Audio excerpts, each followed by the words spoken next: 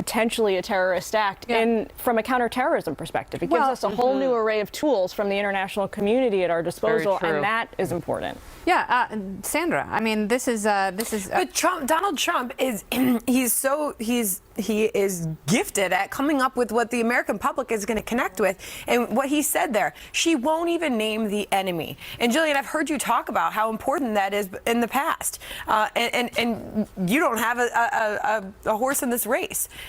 So he's good at coming up with what's going to connect with voters, and he has yet done it again. No, you're absolutely right. Because if you have not been reassured by the president's temperament, it seems like what Hillary Clinton is doing is a continuation of that. Yeah. You know, it's very reserved and somewhat comforting, but on some level you have to ask whether or not voters want a more forceful and emotional response, which, believe me, that has dangers implicit in itself. I mean, how many more terrorist attacks do we have to condemn before we actually start putting an end to this? Do you know how much more can people really sit back? We don't know it's terrorism yet, though, which is sort of no, but I just mean in the broader sense of, do we want a president who stands back and says, oh, that was terrible, or do we want a president who makes moves to change things? Yeah.